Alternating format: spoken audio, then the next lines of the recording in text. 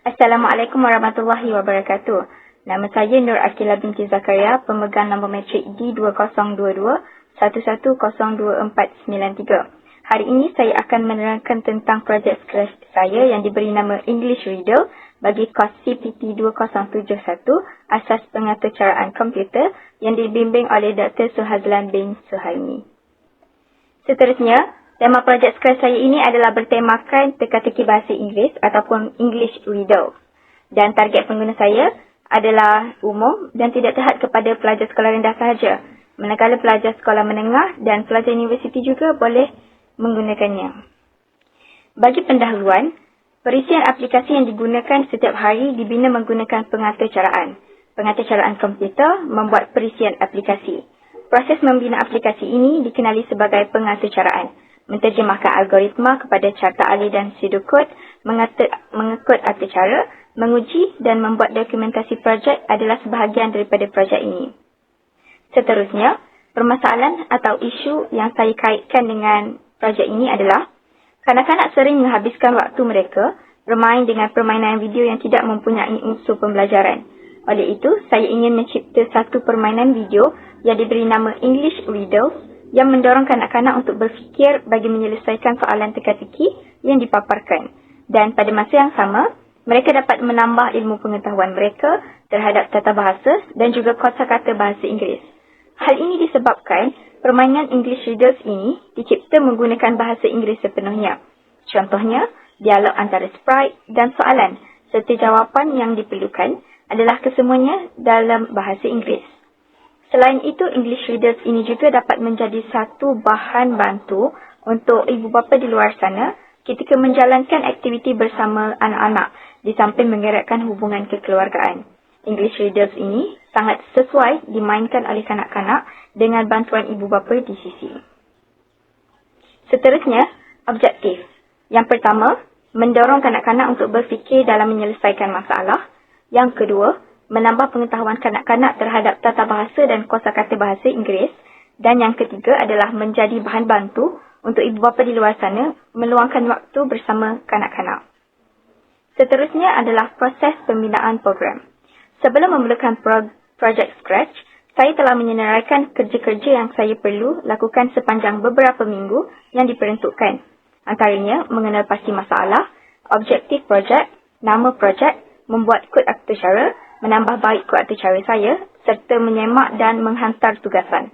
Saya telah membahagikan kerja mengikut skalar 0% sehingga 100% agar lebih mudah bagi saya meneliti peratusan kerja saya yang telah siap dan untuk dilaporkan kepada Dr. Suhazlan.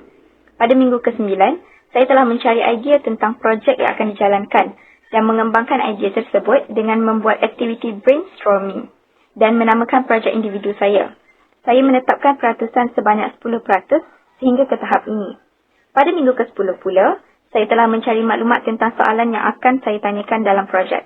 Projek telah siap sebanyak 20%. Dan pada minggu ke-11 sehingga minggu ke-12, saya telah memulakan kod aturcara.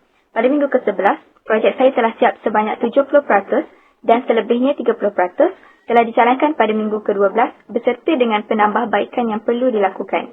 Akhir sekali, pada minggu ke-13, saya telah menghantar tugasan akhir saya yang telah siap 100% kepada Dr. Suhazlan bin Suhaimi untuk dinilai sepenuhnya. Seterusnya, kod aturcara English Riddles. Bagi backdrop, saya menggunakan dua jenis backdrop iaitu Underwater 1 dan juga Underwater 3.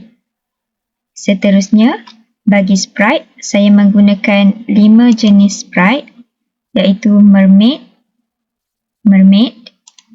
baby shark, pufferfish 1, pufferfish 2 dan juga pufferfish 3. Seterusnya bagi kod aturcara, yang pertama sekali kod aturcara mermaid. Ini adalah kod aturcara bagi mermaid.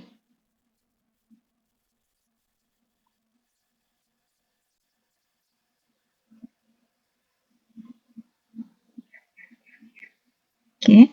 Seterusnya kod atau cara bagi Baby Shark. Ketiga, kod atau cara bagi Pufferfish 1. Seterusnya, kod atau cara bagi Pufferfish 2. Dan yang terakhir sekali adalah kod atau cara bagi Pufferfish 3. Seterusnya, mari kita sama-sama lihat demonstrasi English Riddles. Apabila bendera hijau ditekan, lagu Baby Shark akan dimulakan.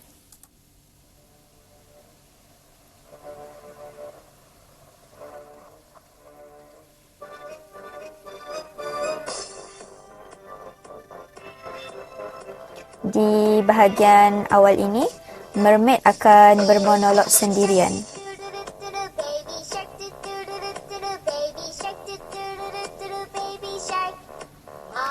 Pada bahagian ini, mermaid akan berkomunikasi bersama Baby Shark dan dalam masa yang sama, mermaid akan memberi instruction bagaimana untuk bermain permainan ini.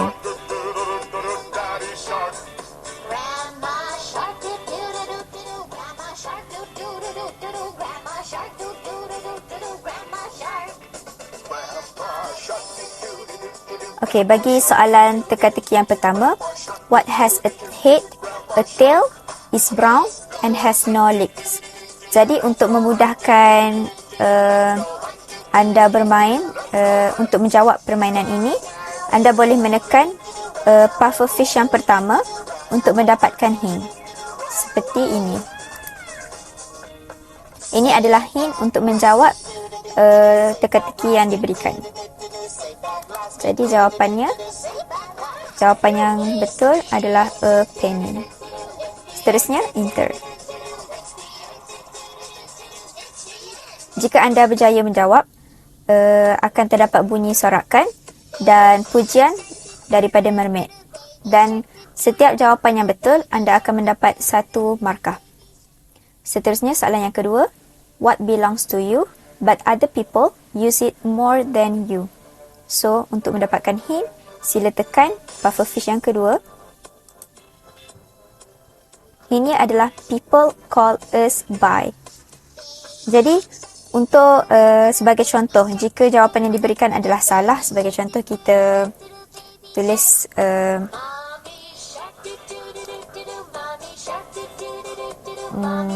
family. Enter. Jadi jawapan family adalah salah.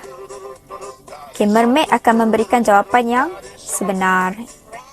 Jadi anda tidak mendapat skor untuk jawapan yang salah. Dan yang terakhir, soalan yang terakhir adalah what has many keys but can't even open a single door. Jadi untuk mendapatkan hint, anda perlu menekan pufferfish yang terakhir. It is a music instrument.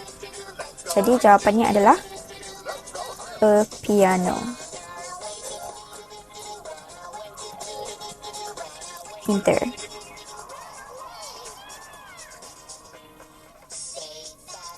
Jadi jawapan anda adalah betul. Sekiranya betul, anda mendapat 1 skor. Dan pada bahagian terakhir, mermaid akan mengira skor anda. Dan skor anda adalah sebanyak 2. Di sini, sound tepukan akan keluar. Dan itu sahaja. Dan akhir sekali untuk refleksi. Pertamanya, saya ingin mengucapkan jutaan terima kasih kepada pensyarah CPT 2071 saya, iaitu Dr. Suhazwan Deshaimi, kerana telah memberikan banyak tunjuk ajar serta bimbingan yang sangat baik sewaktu saya menyiapkan tugasan ini, dan tidak lupa juga kepada rakan-rakan saya yang banyak menolong dalam menyiapkan tugasan ini. Seterusnya, saya telah mempelajari banyak ilmu baru dalam membina satu aplikasi permainan menggunakan Scratch ini. Sepanjang tugasan ini, saya banyak belajar tentang bagaimana ingin menyelesaikan permasalahan atau isu yang dibangkitkan sebelum memulakan projek ini. Kerana ini adalah pertama kali saya menggunakan Scratch untuk membina satu permainan. Dan saya berasa sangat bangga dengan hasil kerja saya kerana saya mampu menyiapkan kerja-kerja yang berkaitan kod atau cara, walaupun Saya bukanlah seorang pelajar dalam bidang IT dan harapan saya adalah agar English Readers ini bermanfaat dan dapat digunakan sepenuhnya oleh rakan-rakan di luar sana.